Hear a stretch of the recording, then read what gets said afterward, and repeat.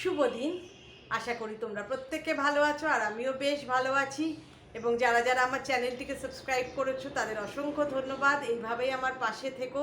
আর যারা যারা করোনি, যদি আমাকে তোমাদের যোগ্য মনে হয় তাহলে প্লিজ আমার চ্যানেলটিকে সাবস্ক্রাইব করে আমার হাতটা শক্ত করে ধরে রেখো, কেমন? আর আজকে আমার যেই বিষয় বলায় সেটা এগিয়ে যাবার আগে আমি আমার গুরুদেব পরম ভগবান ভোলানাথের নাম স্মরণ করে তার চরণে আমি সহস্র কোটি প্রণাম জানিয়ে এগিয়ে যাচ্ছি। তো আজকের বলার বিষয়টা একটু অন্যরকম। সেটা হলো আমাদের আর.জি. কর কাণ্ডের যে অভয়া, তার মাকে নিয়ে।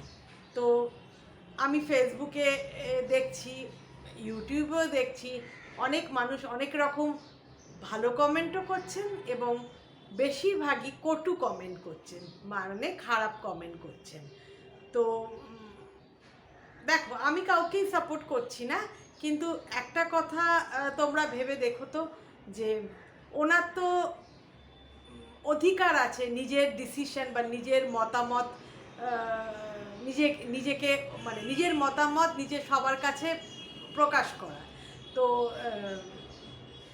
তো উনি কোন পার্টি জয়েন করবেন আর কোন পার্টি জয়েন করবেন না, সেটা অ্যাবসলিউটলি ওনারই ব্যাপার।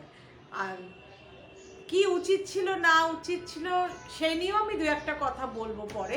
কিন্তু তবুও ভাবো তো, একটা যোগ্য মেয়ে, সন্তান যোগ্য কি অযোগ্য সেটা বড় ব্যাপার না। একটা মায়ের কাছে বা বাবার কাছে তার সন্তান খুবই মূল্যবান।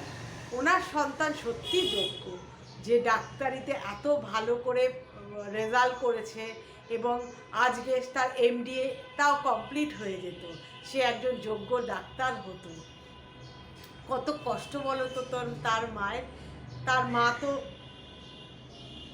চোখের সামনে তার মেয়েকে দেখেছে, মানে তার মৃতদেহ দেখেছে কিনা জানি না, কি ওরা, আমি শুনেছিলাম ওরা নাকি নিজেরাই নাকি দাহ করে ফেলেছিল, মানে হসপিটাল কর্তৃপক্ষ, ঠিক আমি জানি না।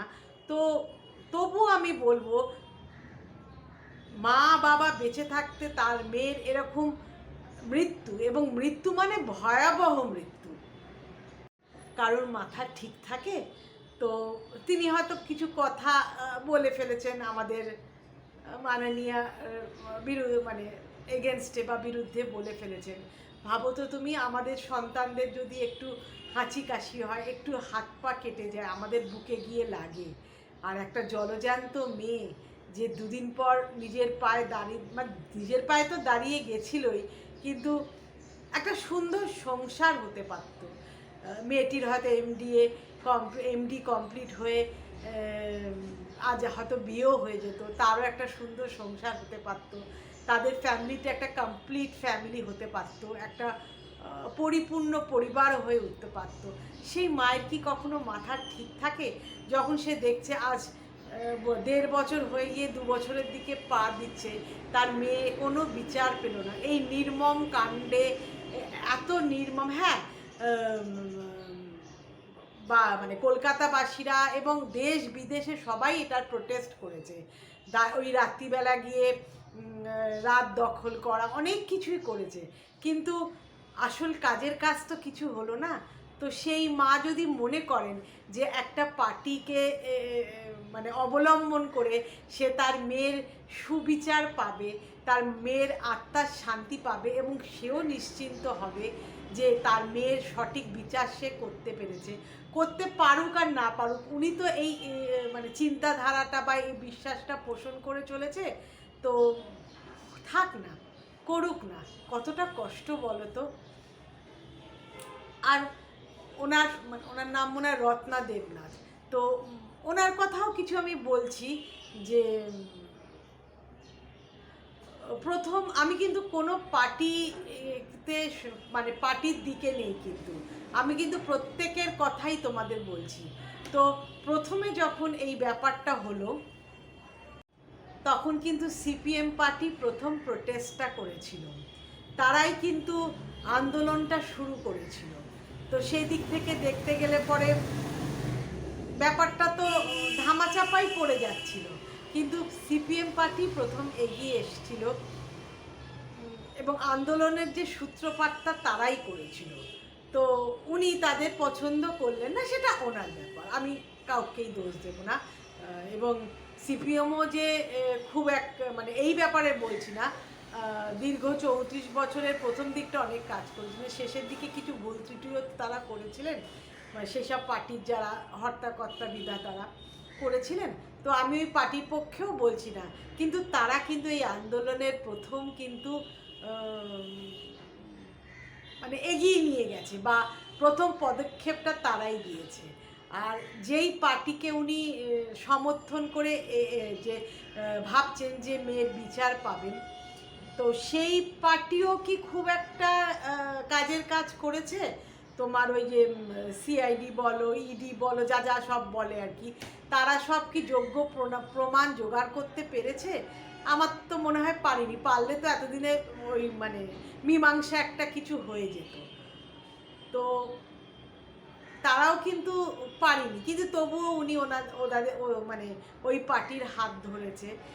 যাকে উনি মনে করছেন যে উনি এই বিচার পাবেন, সে তো ওনার বিশ্বাস সে মানে সত্যি হোক, ওনার বিশ্বাসটা সত্যি হোক, এবং ওনার ব্যাপার উনি কি করবেন না করবেন।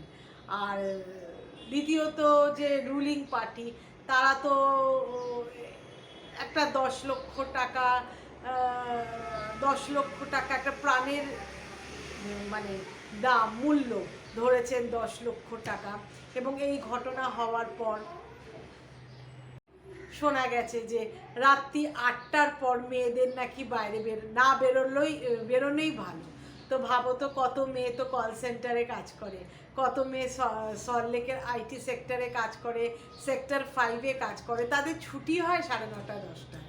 8টা 8:30 আগে তাদের ছুটিই হয় না। অনেক সময় আরও বাড়তি কাজ থাকলে পরে তাদের 9:30 10টা হয়ে যায়। যাদের বাড়ি কাছে তারা হয়তো আধ ঘন্টার মধ্যে বাড়ি ঢুকে যায়, কিন্তু যাদের বাড়ি অনেক দূরে তাদের হয়তো বাড়ি ফিরতে ফিরতে 12টাও বেজে যায়। তো এটা কি কোনো কথার কথা হলো?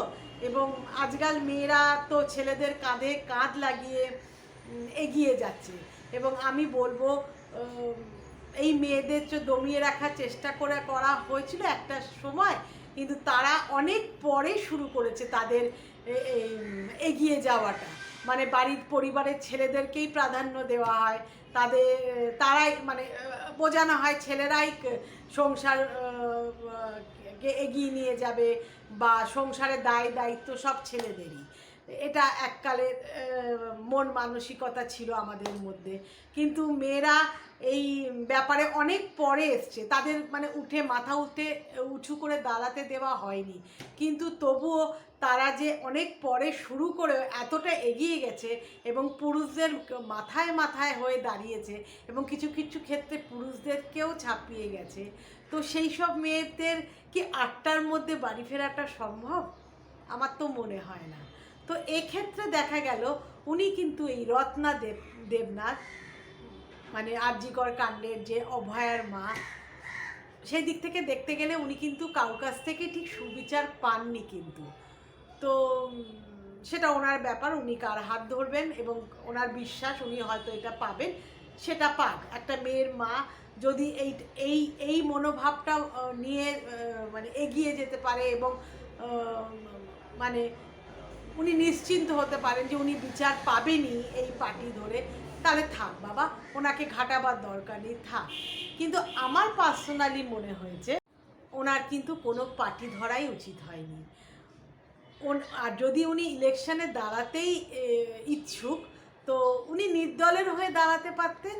তো ওনার একটা সিম্প্যাথেটিক গ্রাউন্ড আছে, তো উনি যদি নির্দল হয়েও দাঁড়াতেন, নির্দল পার্টি হয়ে দাঁড়াতেন, তাহলেও উনি ভোটটা পেতেন। কিন্তু ওনার কিন্তু কোনো পার্টির হাত ধরা উচিত হয়নি, এটা কিন্তু আমার পার্সোনাল মতামত। আমি কারোর শুনে বা কারোর দেখে বা কারোর বিপক্ষে গিয়ে কারোর পক্ষে গিয়ে কথাটা বলছি না। তো এটা আমার মতামত।